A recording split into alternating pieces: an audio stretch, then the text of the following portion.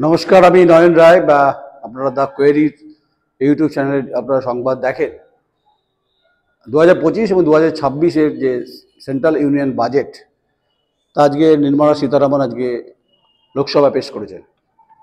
তাকে টেবিল চাপড়ে সমর্থন করেছেন দেশের প্রধানমন্ত্রী নরেন্দ্র মোদী এবং পুরো ট্রেজারি বেঞ্চ কার্যত করতালি ছিল এখানে। আর বিরোধী বেঞ্চে ছিলেন রাহুল গান্ধী, ছিলেন এদিকে তৃণমূল কংগ্রেস ছিলেন, সবাই ছিলেন। গোটা ভারতবর্ষের অল পলিটিক্যাল পার্টি যারা মেম্বার অফ পার্লামেন্ট তারা আজকে সাক্ষী দেখেছেন। বিষয় হচ্ছে যে বিভিন্নভাবে ব্যাখ্যা চলছে। প্রধানমন্ত্রী বলেছেন যে এই বাজেট অত্যন্ত গুরুত্বপূর্ণ, মধ্যবিত্তের পক্ষে সুরাহা দেবে এবং মধ্যবিত্তের সেভিংস এবং হচ্ছে যে এটা খুব গুরুত্বপূর্ণ। এই সাংবাদিক হিসাবে মনে হয় যে এটা একটা পোস্টমর্টেম দরকার, বিশ্লেষণ দরকার আছে।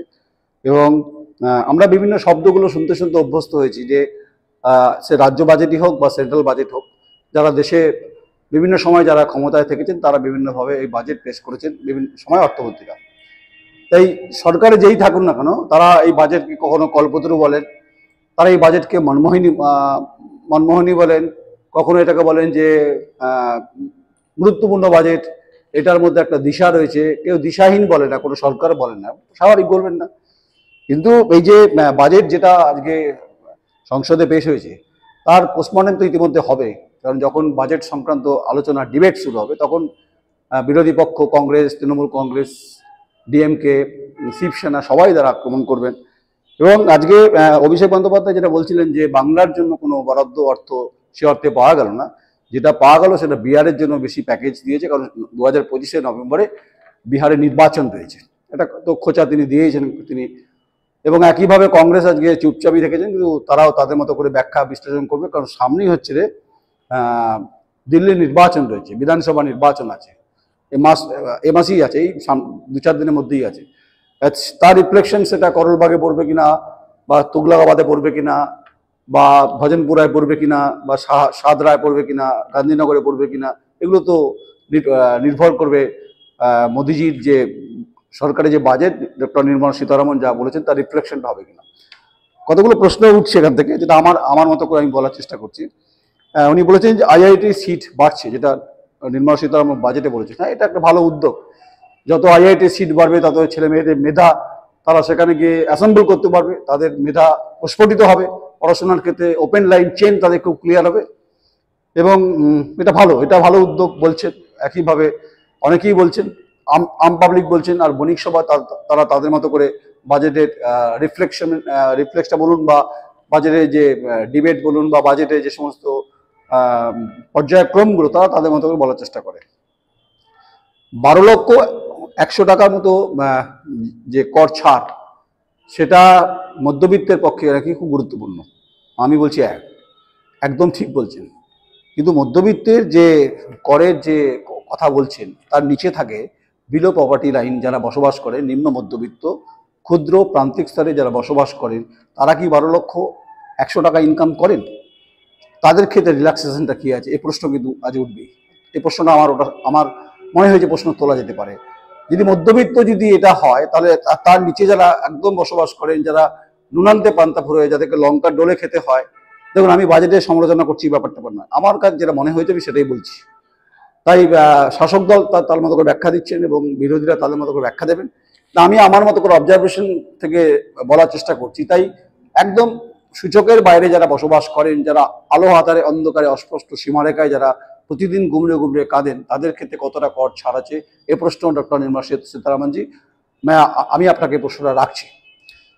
এবং আপনি বলছেন জেলায় জেলায় ক্যান্সার রোগী যারা রোগী নিয়ে আপনারা, এবং যাতে রোগকে নিরাময় করা যায় তার জন্য ফ্যাসিলিটিসের কথা বলছেন। ঠিক আছে, ভালো উদ্যোগ। কারণ এই মুহূর্তে সারা পৃথিবীতে উদ্বিগ্ন ক্যান্সার নিয়ে। যারা রাশিয়া, তারা তাদের মতো করে বলছেন যে তারা ডোজ আবিষ্কার করেছে, সেটা বিতর্ক আছে এটা নিয়ে। প্রশ্ন পশ্চিমবঙ্গের এবং ভারতবর্ষের যে যদি গড় আয়টাকে হিসেব করেন, তার আগে বলে নি, সেটা হচ্ছে মধ্যবিত্তের পার ক্যাপিটা ইনকাম কত। যে পার ক্যাপিটা ইনকাম সেটা যদি অবশ্যই 12 লক্ষের উপরে হয়, যদি হয় তাহলে তারা ছাড় পাবে নিশ্চয়ই। অনেকে 12,100,000 টাকা তাদের নিশ্চয়ই অনেকে আয় হয় না। অনেকে গড়ে অন্তত কেউ মধ্যবিত্ত 8,000, কেউ 10,000 ইনকাম করেন। সেটা কত, পরিমাণটা কত? তো এই 12 লক্ষটা কারা এফেক্টিভ হবে, কারা পাবে, এই প্রশ্ন তো থাকবে। তো এটা একটা প্রশ্ন। 2 নম্বর হচ্ছে প্রান্তিক চাষিদের কথা, এবং বলেছেন যে প্রান্তিক চাষিদের, কৃষকদের উৎপাদিত ফসল এবং যন্ত্রাংশের ক্ষেত্রে সুযোগ সুবিধা দেওয়ার কথা বলছেন। আমরা প্রত্যেকেই জানি যে কৃষি বিল নিয়ে সরকারের মনোভাব দেখেছি, আমরা কৃষক আন্দোলন দেখেছি, সেক্ষেত্রে সরকার বিভিন্ন সময় চাপে দেখেছি। কিন্তু প্রশ্নটা হচ্ছে, গোটা ভারতবর্ষে যদি আপনি 142 কোটি জনসংখ্যার হিসেব যদি করেন, তাহলে 60% বাস করে গ্রামে। এই 60% যারা বসবাস করেন তার মধ্যে অন্তত 40% যদি আমি ধরে নিই মধ্যবিত্ত কৃষক, আর 20% যদি একদম পিছিয়ে পড়া পিছলে বর্গ জনজাতি যারা ভাগ চাষের সঙ্গে যুক্ত থাকেন, তাদের জীবনের সুধারের ক্ষেত্রে এই কৃষি যন্ত্রপাতি বা যন্ত্রাংশ কতটা এফেক্টিভ হবে, এ প্রশ্ন রাখলাম। রেলে 3 লক্ষ শূন্য পদ রয়েছে। ডক্টর নির্মলা সীতারামনজি, আমার একটা প্রশ্ন, সেটা হচ্ছে 3 লক্ষ প্রায় শূন্য পদ রেলে, সেখানে নিয়োগের কোনো সংখ্যা বা হিসেব আমাদের আজকের বাজেটে কিন্তু পাওয়া যায়নি। এটা হওয়া উচিত। এটা বিভিন্ন সময় বিরোধীরা প্রশ্ন করছেন, সবাই প্রশ্ন করছেন, দেশবাসী প্রশ্ন করছেন, 142 কোটি দেশবাসী প্রশ্ন করছেন। চাকরি, সরকারি চাকরির হিসেব কি বলছে? বিভিন্ন সেক্টরগুলোতে, কার্যত কেন্দ্রীয় সরকারের সংস্থাগুলো যেগুলো আছে সেগুলোতে বহু শূন্যপদ পড়ে আছে। সেগুলোর ব্যাপারে দিশা কি, এবং সেগুলো কি সত্যি মনমোহিনী বাজেট, নাকি কল্পতরু, নাকি কথার কথা? তাহলে চাকরির বাজারটা কোথায়? 3 লক্ষ শূন্যপদ খালি, সেগুলোর ক্ষেত্রে কি অবস্থা হবে? নতুন নিয়োগের ক্ষেত্রে কি অবস্থা হবে? নতুন নিয়োগের সঙ্গে আরো নতুন নতুন পোস্ট ক্রিয়েট করা, সেগুলোর কি হবে? এই প্রশ্ন উঠবেই আজকে। আপনি আসুন বিএসএনএল, ভারত সঞ্চার নিগম লিমিটেড, অবস্থা খারাপ, কর্মচারীদের অবস্থা খারাপ, তাদের আর্থিক প্রতিবন্ধকতা রয়েছে। তাকে পুনরুজ্জীবনের ক্ষেত্রে আপনাদের আজকের বাজেটে ডক্টর নির্মলা সীতারামনজি, আপনি কি সেটা বলেছেন? বিএসএনএল এর পুনরুজ্জীবনের ক্ষেত্রে, আরো ডেভেলপমেন্টের ক্ষেত্রে আরো কিছু করা যেতে পারে, করা উচিত বলেছেন? আমি অন্তত যতটুকু শুনছিলাম, আমার যতটুকু ব্রেন আছে বা মাথা আছে, ততটুকুতে বুঝেছি এই সাবজেক্টে আলোচনা হয়নি। বেশ, নতুন নতুন চাকরির কথা তো বললাম, নতুন চাকরি আদৌ হচ্ছে কিনা, সেটা যদি হয় এটা ভালো, কারণ ভারতবর্ষে বেকারত্বের সংখ্যা ক্রমাগত সূচক বেড়ে চলেছে। পার ক্যাপিটা ইনকামের ক্ষেত্রে খুব খারাপ অবস্থা, পার গ্রোথ খুব খারাপ অবস্থা, এগুলো তো আলোচনার বিষয়বস্তু হতো। ইনভেস্টমেন্ট বাড়বে এবং সেভিংস বাড়বে, প্রধানমন্ত্রী বলেছেন নরেন্দ্র মোদী। ইনভেস্টমেন্ট কিসে বাড়বে? যারা নিম্ন মধ্যবিত্ত আছেন, পরিবার থেকে বিলং করেন, যারা একদম প্রান্তিক স্তরে বসবাস করেন, তারা যদি মনে করেন যে আমরা একটা শিল্প করবো, ছোট ছোট শিল্প, অনুসারী শিল্প না বলছি না, ছোট ছোট হ্যান্ডমেড শিল্প যেগুলো আছে, আমি আপনাদের স্পেসিফিক বলি, প্রধানমন্ত্রী আপনাকেই বলি যে বিভিন্ন ক্ষেত্রে রাষ্ট্রায়ত্ত সংস্থার ব্যাংক ঋণ দেওয়ার ক্ষেত্রে বা লোন দেওয়ার ক্ষেত্রে অনীহা প্রকাশ করে, একথা মুখ্যমন্ত্রী বারবার করে বলছেন। একথা মুখ্যমন্ত্রীকে বলতে হবে, একথা আমি নিজে পশ্চিমবঙ্গের বিভিন্ন গ্রাম ঘুরে ঘুরে দেখেছি যে বহু গ্রামের ছেলেমেয়েরা আছেন, অনেক পরিবার আছেন যারা ব্যাংকের লোনের ক্ষেত্রে তাদের জুতো সুতরাক হয়ে যায়।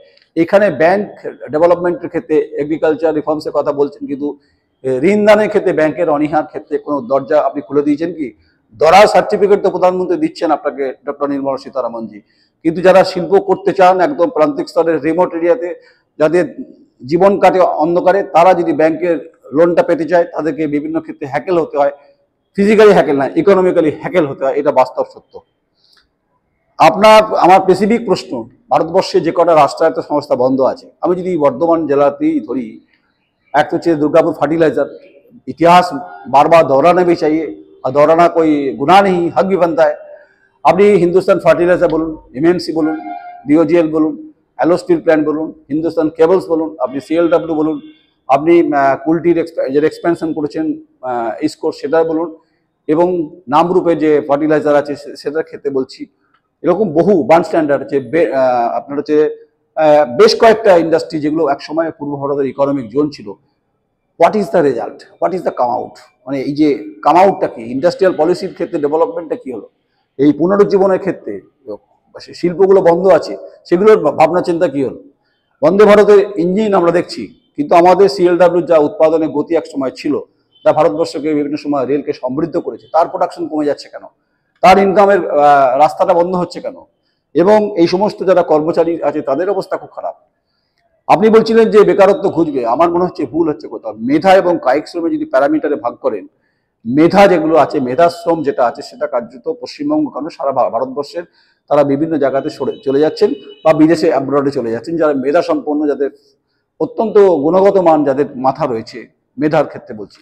আর যারা কায়িক শ্রম, যারা অসংগঠিত ক্ষেত্রে বসবাস করেন, যারা শ্রমিক, যারা লেবার বলা হয়, তাদের জীবনের সুধারের ক্ষেত্রে আপনার এই ইন্ডাস্ট্রিয়াল পলিসি কি সত্যি ইমপ্লিমেন্টেশনের জায়গায় সূর্যের আলো দেখাতে পারবে, এই প্রশ্ন থাকলো আপনার। বিহারের প্যাকেজ বলেছি, নভেম্বর মাসে বিহারের নির্বাচন আছে, সেই নির্বাচনের পরিপ্রেক্ষিতে আপনি প্যাকেজ ঘোষণা করেছেন। বাংলার ক্ষেত্রে কেন হয়নি, এটা অভিষেক বন্দ্যোপাধ্যায় তৃণমূল কংগ্রেস সাংসদ তিনি অভিযোগ করেছেন। দেখুন, মানুষের এই স্বপ্ন পূরণের বাজেট অনেকে বলছেন, স্বপ্ন পূরণ হওয়াটাই স্বাভাবিক, কিন্তু স্বপ্ন পূরণ যদি প্রান্তিক স্তরে রিমোট এরিয়াতে 60% গ্রামের বসবাসকারী যদি 20% মানুষ যদি রিফ্লেকশনের মধ্যে পান, তাহলে ভাববো এই বাজেটের মধ্যে একটা সারবত্তা রয়েছে বা একটা কমিটমেন্ট রয়েছে, ইকোনমিক্যাল কমিটমেন্ট যাকে বলা হয়। প্রতিরক্ষা এবং মহাকাশ গবেষণায় অর্থ বরাদ্দ প্রতিবারই হয়, এবারও হয়েছে। তাই প্রতিরক্ষা এবং মহাকাশ গবেষণা বাজেট বাড়া উচিত, এটা নিয়ে আমার কোনো দ্বিমত নেই। এটা যেমন ঠিক যে মহাকাশ গবেষণার দ্বার এবং উন্মুক্ত উইন্ডো অর্থাৎ ওপেন উইন্ডো খুলে দিচ্ছেন, যেমন ঠিক। কারণ আমাদের এই মুহূর্তে যা অবস্থা, পৃথিবীর উন্নতশীল দেশগুলো আমাদের কাছ থেকে তারা স্পেস ভাড়া নিতে চাইছেন, যেটা আমাদের বিজ্ঞানের অগ্রগতির ক্ষেত্রে ইসরোর গুরুত্বপূর্ণ ভূমিকা রয়েছে। কিন্তু আমার কথা হচ্ছে যে মহাকাশ গবেষণার নিচে যে সমস্ত মানুষ ছেলেপেলেরা আছে, যারা মেধাসম্পন্ন, যারা কলেজ বিশ্ববিদ্যালয় থেকে যারা পাশ করেছে, কেউ ন্যাক, কেউ এমফিল করেছেন, গবেষণা করেছেন, রিসার্চ করেছেন, তাদের শিক্ষাক্ষেত্রে, চাকরির ক্ষেত্রে পরিবেশ বা পরিস্থিতি কী, এগুলো ক্ষেত্রে কেন্দ্রের শিক্ষানীতির কী অবস্থা এবং ডেভেলপমেন্ট, বিশেষ করে বিশ্ববিদ্যালয়গুলোতে, কলেজগুলোতে কী অবস্থা। যদিও সার্বিকভাবে ইউনিভার্সিটি গ্র্যান্ড কমিশন আছে। কেন বলছি বিশ্ববিদ্যালয়ের ব্যাপার, কারণ মেধা তো ওখান থেকে তৈরি হয়। পঠন পাঠনের বুনিয়াদী স্তর হচ্ছে কলেজ এবং বিশ্ববিদ্যালয়। স্কুল তো অবশ্যই আছে, একদম প্রাথমিক স্তরে স্কুল রয়েছে, মাধ্যমিক রয়েছে, উচ্চ মাধ্যমিক রয়েছে, হায়ার স্টাডিজ রয়েছে, বিশ্ববিদ্যালয় রয়েছে, তো থাকবেই। সেই সমস্ত মেধাসম্পন্ন ছেলেমেয়েরা তারা কোথায় যাবে, এ প্রশ্ন কি মধ্যবিত্তের উন্নয়নে কি রুটি যেমন শেখা হবে ঠিকই, তাহলে মধ্যবিত্তের পরিবার থেকে বিলং করা ছেলেমেয়েরা যাদের মেধা রয়েছে, বা নিম্ন মধ্যবিত্ত থেকে পরিবার থেকে বিলং করা ছেলেমেয়েরা যাদের মেধা থাকলেও তাদের বাড়ির উন্নয়নে কিন্তু যে সেদ্ধর ডাল চাল যা সেদ্ধ হয় সেটাকে খিচুড়ি বলা হয়। এইখানে প্রধানমন্ত্রী আপনার দিশা দেখানো উচিত ছিল, এটা অনেকেই বলছেন। 142 কোটি ভারতবর্ষে মানুষের এই প্রশ্ন থাকবে, থাকাটা স্বাভাবিক। তাই ছোট ছোট বিনিয়োগকারীদের সমস্যা হয়, অর্থনৈতিকভাবে সমস্যা হচ্ছে। আপনি কৃষকদের কথা বলছেন, কোন কৃষকদের কথা বলছেন আপনি? পাঞ্জাবের কৃষকদের কথা বলছেন আপনি উত্তরপ্রদেশের কৃষকদের কথা বলছেন, যাদের জমির পরিমাণ 100 বিঘা 150 বিঘা, এগুলো তো উচ্চবিত্ত। যে সিলিং যে ভাগ করা এগ্রিকালচার সিলিং, সেটা অনেক হাই। কিন্তু যাদের 2 বিঘা, যাদের 1 বিঘা, যাদের 1.5 বিঘা, যারা 10 কাঠা, যাদের 20 কাঠা, তারা যারা ভাগ চাষি, তাদের কি অবস্থা হতে পারে? এই সমস্ত বিষয়টা আজকের বাজেটে রিফ্লেকশনে আসা উচিত ছিল বলে মনে হয়েছে। আমাদের এই মুহূর্তে ক্ষুধার্তের সূচকের পরিস্থিতি কি?